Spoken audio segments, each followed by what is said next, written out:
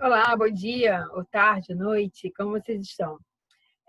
Só recordando, a gente está entrando no nosso capítulo 3, lá na página 21, tá? E na aula passada, eu pedi para que vocês visualizassem um trecho de uma peça e ouvissem uma música do Chico Sainz, né? E respondesse algumas questões desse homem caranguejo, tá? Desse homem que é uma metamorfose, mas é um homem que se nutre da lama e volta da lama, tá? Então, você já está bem contextualizado, então a gente vai entrar nesse capítulo hoje muito mais facilmente, né? Eu tenho certeza que você vai entender mais fácil, tá? Então, aqui está o nosso livro. Pega, por favor, seu marca-texto e aí o que eu for marcando aqui, você vai marcando aí no seu livro. Beleza? Então, vamos lá. A estética do mangue, da lama à antena parabólica. O Mangue Beat, movimento musical, e é isso eu lembro que eu falei com vocês na semana passada, e esse é o comecinho. O Mangue Beat, movimento musical nascido em Recife, capital do estado de Pernambuco, no início dos anos 90, teve o artista Chico Sainz como seu principal representante. Mais do que um conjunto de músicas que se fizeram sucesso na grande mídia, esse movimento trouxe uma nova estética musical que discutia a relação entre arte regional e a global, apontando de forma crítica as desigualdades sociais das grandes cidades e contínua influência gerações artísticas até o dia de hoje. Então, esse apontando de forma crítica, né? apontando de forma crítica as desigualdades sociais das grandes cidades. Tá? É um desafio em todo o ramo da arte, né? E a música se propõe muito bem a isso, né? E Chico Sainz também, para a Nação Zumbi. O Mangue Beat, a batida do mangue, mistura ritmos africanos, principalmente maracatu, com o rock norte-americano e elementos da música eletrônica. O caranguejo se tornou símbolo do movimento, pois era capturado e vendido por trabalhadores de baixa renda que sobreviviam do mangue, ecossistema típico daquela região. O Mangue Beat, do ponto de vista instrumental, também utiliza elementos do maracatu e do rock. Esse último gênero, nascido nos Estados Unidos, geralmente utilizam 3 instrumentos: a guitarra elétrica, o baixo elétrico e a bateria. Já o maracatu é um gênero musical regional afro-brasileiro. Então, olha aí uma interferência cultural, né? Que possui diversas manifestações subdivididas no que se chamam de nações. As nações do maracatu expressam-se de forma diferente, de acordo com a região, variando conforme a religião, a comunidade local e o ponto de vista da execução musical.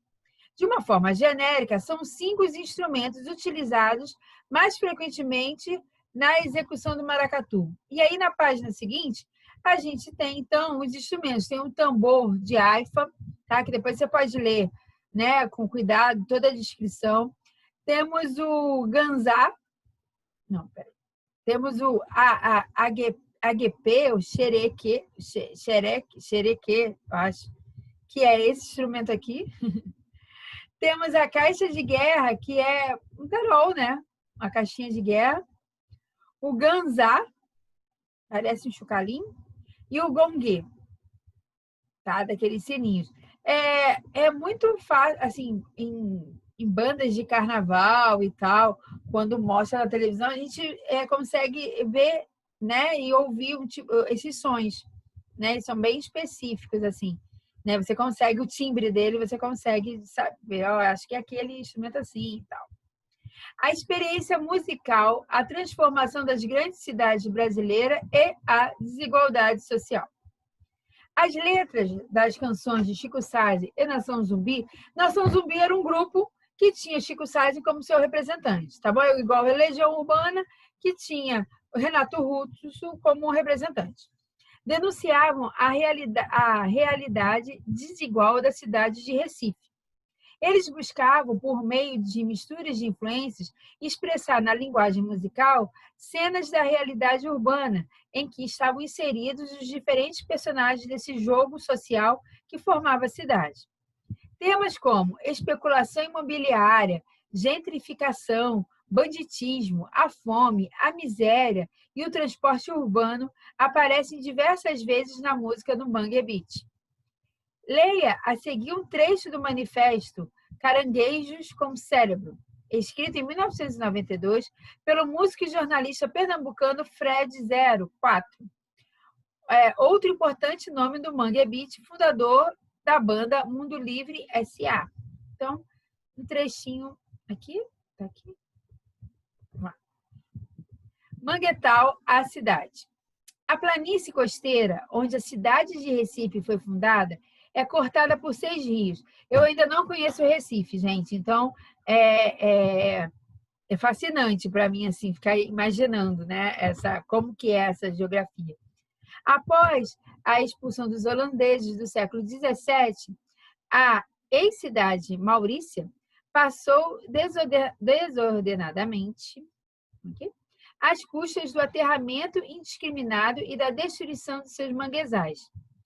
Em contrapartida, o desvario irresistível de uma cínica noção de progresso que levou a cidade ao posto da metrópole do Nordeste não tardou a revelar sua fragilidade. Bastaram pequenas mudanças nos ventos da história para que os primeiros sinais de esclerose econômica se manifestassem no início dos anos 70. Nos últimos 30 anos, a síndrome da estagnação, aliada à permanência do mito da metrópole, só tem levado ao agravamento acelerado do quadro de miséria e o caos urbano. Gente, não tem como.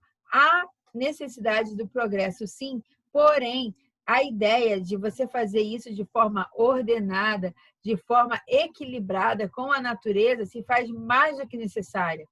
Tá? Uma coisa não exclui a outra. A gente precisa, assim, e pelo que a gente leu e pelo que a gente pode ver de Recife, não adianta você ter um boom tecnológico, demográfico, e virar um grande centro cultural, né, urbano e tal, muitas empresas, indústrias, trabalho e tudo mais, e daqui a um tempo essa conta chega, e chega muito pior, tá?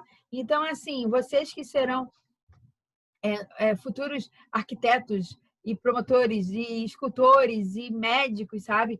E políticos, vocês precisam ter essa consciência muito latente. A necessidade, né, de haver crescimento, progresso com equilíbrio, com natureza, tá? Pensa nisso, assim, não é à toa que a gente está tendo o que está tendo, sabe? Para que você possa tomar essas rédeas e falar assim, não, vamos trilhar, vamos nos realinhar aqui pelo caminho do meio ambiente. Tá joia? Mangue a cena. Vamos lá. Emergência. Um choque rápido ou o Recife morre de infarto. Não é preciso ser médico para saber que a maneira mais simples de parar o coração de um sujeito é obstruindo as suas veias. O modo mais rápido também de infartar e esvaziar a alma de uma cidade como Recife é matar seus rios e aterrar os seus estuários. O que fazer para não afundar na depressão crônica que paralisia os cidadãos? Como devolver o ânimo, deslobotomizar e recarregar as baterias da cidade? Simples. Basta injetar um pouco de energia na lama e estimular o que ainda resta de fertilidade nas veias de Recife. Isso é legal, né? Dá para fazer vários paralelos, né? Com muitas coisas. E aqui a gente tem um caranguejo, que é o símbolo, né? de Recife. Escultura caranguejo gigante, feita de sucata, situada na Rua Aurora, em Recife. E convido aos senhores e às senhoritas, né, a fazer agora, então, a parada obrigatória, tá? Tem a canção aqui da Lama ao Caos. Se conseguir ouvir, tem um link lá no YouTube, né, do Caos da Lama. A ideia seria de você ouvir, então escute a letra, né? E responda as perguntinhas com base nessa letra que está aqui. Tá ok? E dando continuidade, né, já que a gente está terminando, responde essa perguntinha aqui do Parada Complementar sobre o mangue. Leia com atenção, né, vê sobre o Mangue Beat. É questão de Enem, sabe? É questão assim de cultura geral. Então, não há uma necessidade de você realmente saber, tá? E aí aqui a gente chega no nosso finalzinho do nosso capítulo com esse resuminho, tá? Mangue Beat, Chico Sainz, Nação Zumbi e o Mundo Livre, tá? E ele subdivide, né, esse mapa mental em Recife, né, uma transformação social e a crítica à desigualdade. O manguezal, como base do ecossistema, transforma o lixo em matéria-prima. E o Mangue Beat, né, ele tem como referência musical o maracatu e o Manifesto do Caranguejo com Cérebro em 1992. Beleza? Então, faça aí a parada obrigatória, eu acho que parada complementar, né? Essa perguntinha, tá? E aí clica lá na plataforma, tira uma foto da resposta do seu livro, posta lá para mim e aí só depois clica como atividade concluída, tá bom? Não clica assim mandar a foto não, porque não dá, sabe assim, é bobagem, né? Eu vejo um por um, né? Às vezes até respondo quando, né, a gente conversa assim, troca ideia sobre a resposta de alguma, né, de alguma atividade. Tá joia? Um beijão, fica com Deus, a gente vai se falando, tá? Tchau, tchau.